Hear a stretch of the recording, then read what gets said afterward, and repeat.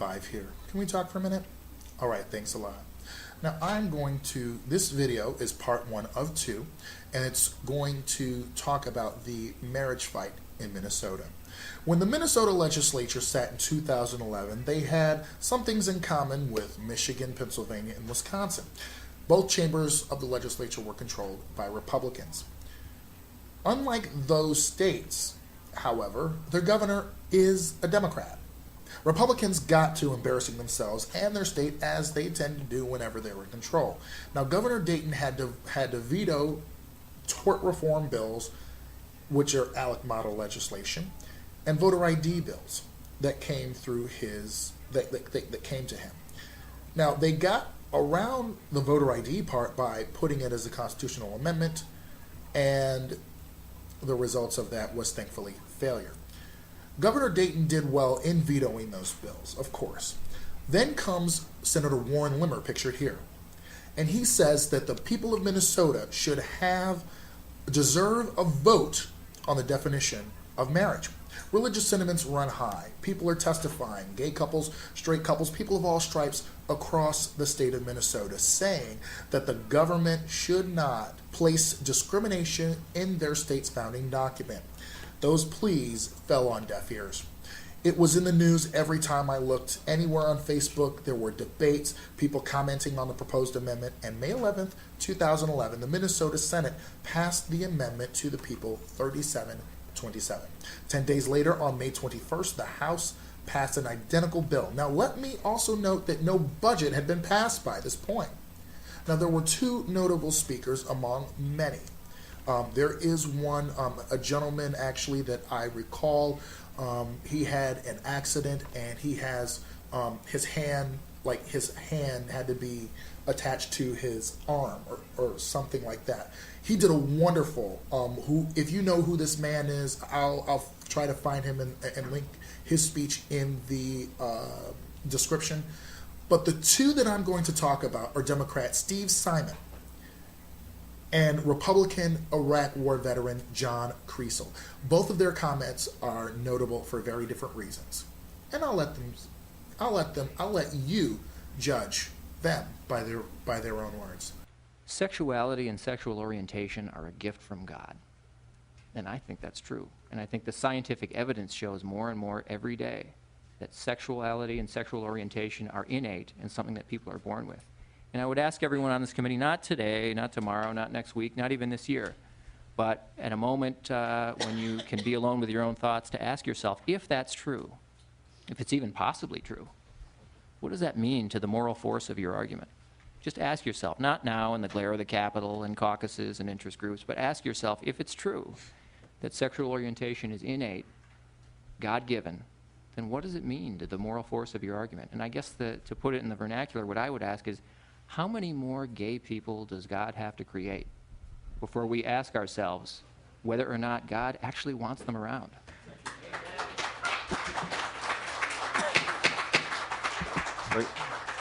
And please keep applause to yourselves. How many? I remember being a pretty misguided knucklehead at basic training. They whip you into shape real quick. I remember my drill sergeant telling us, all of us young 17-year-old kids there, saying one thing you're going to face in your life, 2 things actually, the hard right and the easy wrong.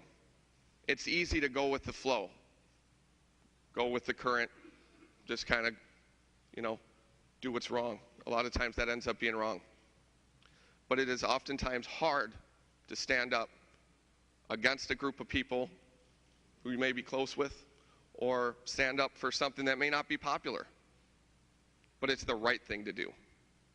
It's the right thing to do. And I'm proud. I'm proud of the stance I took. I'm proud to stand with Representative Kelly and many of my colleagues on the other side of the aisle.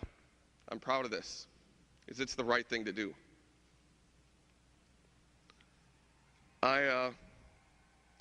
This amendment doesn't represent what I went to fight for. This doesn't represent that. Hear that out there? That's the America I fought for, and I'm proud of that. A little bit earlier, I had this passed around. It's a photo of a gentleman named Corporal Andrew Wilford. He gave his life in Afghanistan on February 27th of this year. He hit an improvised explosive device while keeping us safe, protecting our freedoms, giving us the right to have this debate tonight. He was gay. He was gay. I don't know about you guys, but I cannot look at this family and look at this picture and say, you know what, Corporal, you were good enough to fight for your country and give your life, but you were not good enough to marry the person you love. I can't do that. I cannot do that, and I won't do that. If there was a hell no button right here, I would press it. That would be the one I press. But unfortunately, I just have nay, and that's the one I'm going to press.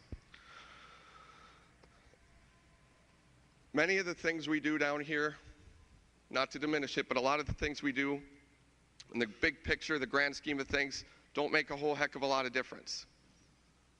I mean, I'm not diminishing the work we do, but a lot of the laws we pass don't affect that many people. This will affect a lot of people. A lot of people. Years down the road, this is going to be, people are going to look back on this and know that this was a pivotal point in history for our state, for our families, for our communities, for people's happiness and freedom. And when my grandkids look at me and they say, Grandpa, where'd you stand on this issue? I'll be proud to look at them and say, you know what, I was on the right side of history. Governor Mark Dayton cannot veto an amendment. However, since it has been presented to him as a bill, this is what he did, and he explains exactly why. I received in bill form the constitutional amendment that would define marriage in a very destructive and divisive way in Minnesota, and so under the Constitution I have either sign it or veto it, and so I'm strongly vetoing it today, even though I recognize that doesn't prevent it from going on the ballot in November of next year. So I'd like to read the letter that I sent to the President of the Senate. Dear Madam President, I have vetoed and am returning Chapter 88, Senate File 1308, an act proposing an amendment to the Minnesota Constitution, adding a section to Article 13, recognizing marriage as only a union between one man and one woman. Although I do not have the power to prevent this divisive and destructive constitutional amendment from appearing on the Minnesota ballot in November 2012, the legislature sent it to me in the form of a bill. Thus, symbolic as it may be, I am exercising my legal responsibility to either sign it or veto it. Without question, I am vetoing it, and I urge Minnesotans to reject this mean-spirited, divisive, un-Minnesotan, and un-American amendment. One of the founding principles of our country, embodied in the First Amendment of the United States Constitution, is the separation of church and state. Therefore, the religious definition of marriage should be the province of each established religion without interference from government. However, the civil or legal realm of marriage is the province of government, and it must conform to the protections and guarantees afforded every American citizen under our Constitution. The 14th Amendment of the Constitution says, quote, no state shall make or enforce any law which shall abridge the privileges or immunities of citizens of the United States, nor deny to any person within its jurisdiction the equal protection of the laws. In other words, all American citizens are entitled to equal rights and protections under the law. That would clearly include the right of a citizen to marry legally the person he or she loves. The path of social progress in this country has been to expand our founding principles to everyone. Even before the writing of the Constitution, even before their freedom was won, this country's founders established the core principle of our democracy. We hold these truths to be self-evident, that all men and women are created equal, that they are endowed by their Creator with certain unalienable rights, that among these are life, liberty, and the pursuit of happiness, that to secure these rights, governments are instituted. The authors and signers of the Declaration of Independence thus intended that governments be formed to secure every citizen's rights, not to selectively deny them or take them away. Of course, they overlooked women, African Americans, and others in their application of those equal rights. The path of social progress in this country has been to include everyone fully and equally. This path of social progress, of human compassion and understanding, would be tragically reversed by this amendment. Minnesota is better than this. Minnesotans are better than this. I urge Minnesotans to reject this amendment. Sincerely, Mark Dayton. Now the fight is set. We saw two interesting developments also from Republican leadership here. We did. Amy Koch, who is president of this Senate, she had an affair with a male staffer. I guess the amendment wasn't passed quick enough.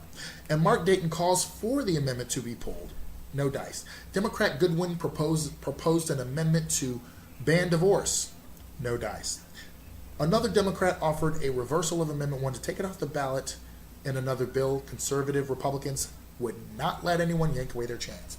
Now, Michele Bachmann also said in one, she said this about the amendment.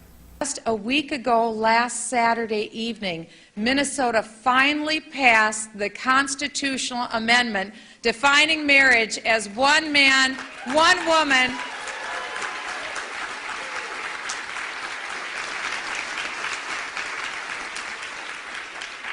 And so Minnesota is the first state that has decided this issue will be on the ballot in 2012. The state of New Hampshire, I understand, will be taking this issue up as well, and other states.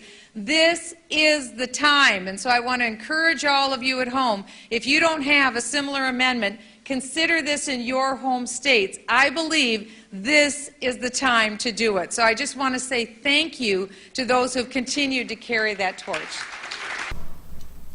You can tell she was foaming at the mouth, right? This was her dream because she served in the Minnesota Senate. But unfortunately, or fortunately at the time, the Democrats control the chamber. All that's needed in Minnesota for a constitutional amendment to pass to the people is a simple majority in one session. So a small court battle was waged with the Minnesota Supreme Court regarding the title, regarding the title and some of the summary. But in the meantime, Maryland, Washington, and Maine had their ballot questions certified for marriage equality, and all we had to do was wait for November 6th, 2012. Now, pardon me for letting the North Carolina experience get me down, but not one thing in my watching of political events prepared me for what happened that day. Maine voted yes on question 1 with 52.6% of the vote. Maryland's question 6 passed with 52.4% of the vote. Minnesota rejected Amendment 1 with 52.6% of the vote. And Washington's Referendum 74 passed with 53.7% of the vote. Also, some legislatures experienced some bounce back, including Minnesota. Both chambers by this time were now firmly under Democrat control. Other legislatures had supermajorities cut way down, and Illinois and California had a supermajority of Democrats. But this sets the stage for the second half of the fight. The second half will be linked below. Thank you for letting me talk to you, YouTube.